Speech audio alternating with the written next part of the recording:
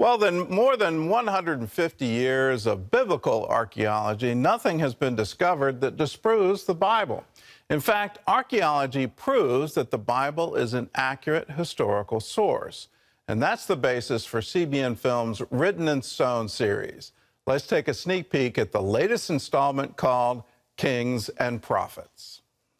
Archaeology, correctly understood, always confirms the accuracy of the Bible.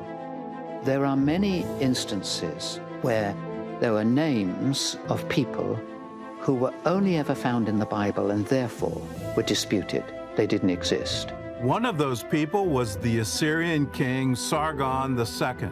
Now, Sargon was only mentioned in one verse in the Bible, Isaiah chapter 20, verse 1, Sargon, the king of Assyria. He didn't exist because he didn't exist anywhere outside the Bible. Then in 1843, Paul-Émile Porta, French archaeologist, discovered Sargon's fortress on the banks of the Euphrates, Khorsabad. We have his palace, we have two of his great human-headed winged bulls, 15 feet high, 10 tons in weight, guarding his palace. He's one of the best-known kings of the ancient world. Well, the director, writer, producer for the entire Written in Stone series is with us now, Erin Zimmerman. Erin, welcome to the show. Thanks. It's great to be here again. We talked about Sargon in that sort of tease package. Talk about another king, a Persian king, Belshazzar. Ah, okay, actually Babylonian. Oh, okay. Yeah, he was overtaken by the Persians. Yeah. I love this example because it's a really familiar Bible story to everybody. We've heard about Belshazzar's feast. It's in great artworks. We've heard about it in Sunday school. You've been weighed in the balance and found one. Exactly. And that's not something you want to hear. Believe me, I've heard it before. I just got weighed. I was found wanting. At any rate, we've always heard in the Bible, he was the last king of Babylon. He was holding this drunken feast, and that night he was overtaken by the Medes and the Persians, and that was the end of him. Well, in the 1600s, this thing called higher criticism came along, and it became very fashionable in Europe to criticize the Bible and to say the Bible's not accurate and it's not a good historical source. And they said, okay, these people said, well, we know from historical Babylonian records that Belshazzar was not the last king of Babylon. It was this other guy named Nabonidus, which sounds kind of like a disease. I have Nabonidus. Anyway, so they said the Bible's wrong. We have no record of this Belshazzar. We have nothing with his name on it. So if, as this gentleman said before, if he's only in the Bible, then he can't exist. Because, of course, the Bible can't be trusted. Well, in the 1800s, they found this stone, and it is in the British Museum, and it's a little cylinder. And it has a prayer from this king Nabonidus, and the prayer is to the moon god of Babylon. And it says, "Oh, dear moon god, please bless the son of my heart, Belshazzar." And they went, oh, wow, where did this come from? Then they've discovered subsequent records. What happened was Nabonidus was the king. He didn't enjoy being king at all. So he said, I'm going to go to the Arabian Peninsula and I'm going to lead my armies and fight my battles because that's what I like doing. And I'm going to leave my son in charge, Belshazzar. So Belshazzar was the regent. He was acting as the king, but not the king. And so when he says to Daniel, or he says to his kingdom, when he sees this writing on the wall, who can interpret this for us? Anybody that can interpret it, I'm going to give them the third place in the kingdom. Which was ridiculous anyway, because the kingdom was ending, so it's not such a great title. But why did he say third? That was the best that he could do because he was only second in the kingdom because his father was first. So I love when we dig up these stones, and I love it especially when they're not from the Jews. They're not from the Israelites trying to create their history. They are from the enemies of the Israelites, and they are verifying what was written in the Israelite records. It's beautiful. Okay, well, let's talk about an Israelite king, Hezekiah. What have we found about him? We found a lot of things about him.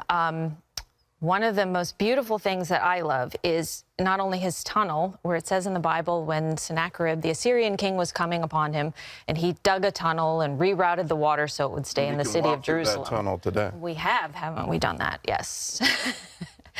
And it's amazing. But another thing that I love is in this whole account of Sennacherib sort of besieging Israel and Judah, it says in the Bible that Hezekiah, it listed all the things, the tributes that Hezekiah paid to him. And one of those tributes was 30 talents of gold, mentioned in the Bible.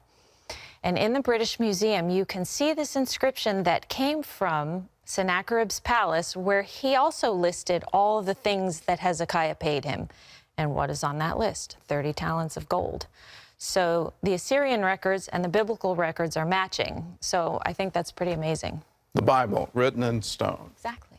We're doing something with this series where we're asking people for a donation for it in order to fund future films. And so you're working on right now on one that you claim God asked you to do. I claim it. You claim it. You name it, you claim it. I claim it. So what did God ask you to do? And I want to start by saying it wasn't, I didn't get the loud thundering voice from Mount Sinai. With me, God speaking to me sounds like my own thoughts or a bit of research that won't let me go, or an idea, voices, yes, but I couldn't let it go. And the reason I know it was God is because I didn't want to do it. I can always, that's the way I can tell. Good time. Yeah, but in 2017, when I was living in Israel, I felt God was telling me my next project should be talking about how the Bible was created. How was the Bible written? How was it translated? How was it created? How were the books chosen for that? And my immediate response was, no. There's a lot of that. Everybody's done that. There are a lot of Bible documentaries. And then I heard something else. This is really crazy. All right, go watch them. Oh, wow. And so I did, and I realized everyone that I could get my hands on, none of them were theologically correct at all. They all start with the premise that the Bible is fictional, it's a fairy tale, it wasn't well translated, there were political motivations behind what was put in it, and I was kind of horrified when I saw them. And so I thought, all right, I understand why you want me to do this. So while there are a lot of beautiful books written about how the Bible was created, I haven't seen a documentary that takes it from Genesis to Revelation, so. Okay, so you're in the middle of that. So this is sort of written in stone, but this time written in papyrus or parchment. And you're tracking the evidence that the scripture we have today is the same scripture that Jesus and the disciples had, which has been the same scripture for thousands of years. Exactly. And I think these written in stone, this series is a great companion piece to that, because we're establishing the Bible's historical correctness and its ability to have good, reliable historical record. And so now we're sort of transitioning into how was it created? Was the text really preserved? And I'll tell you, just in looking at the book of Isaiah from the Dead Sea Scrolls, 800 BC, 800, 900, to the other earliest copy of Isaiah that we had from 1000 AD, they're 95% identical. The other 5% is grammar. So you can see just in that quick example how the Bible remained unchanged over 1,000 years. And we can trust it. And we can trust it, yes. Despite what so-called experts say. Exactly. You can trust it. The real experts all agree, yeah, you can trust it. Exactly. And the real archaeologists, my favorite ones in Israel, always use the Bible as a valid historical source. When's the movie coming out? This fall? You're putting me on the spot on national television. Lord willing. Listen, there are a lot of outside sources working together, and if all of those things go well and go the way they're supposed to go, we're shooting for this fall, yes. And you're going through it all. You're going through how is a Torah scroll made? What are the requirements for the scribes of that? What do they do, and how can we trust that each copy is accurate? Oh, it's incredible. When you see what those scribes went through to produce, they had to even take a bath before they wrote the name of God. They had to have a special pen just to write that name. They couldn't write anything from memory. They had other scribes checking every single letter that they wrote. They had to say it out loud. You can't slip anything in that way. And they had to stand before they wrote it and declare, I'm getting ready. I'm now writing the name of Adonai, yes. All right. Yeah. Well, you can see more about how archaeology proves the stories of the Bible. It's written in stone, kings and prophets. And here's the best thing. For your gift of any dollar amount, we'll send you this new DVD. You'll also get exclusive instant streaming access in 4K on the CBN Family app. It was produced, shot in 4K, so it's beautifully done.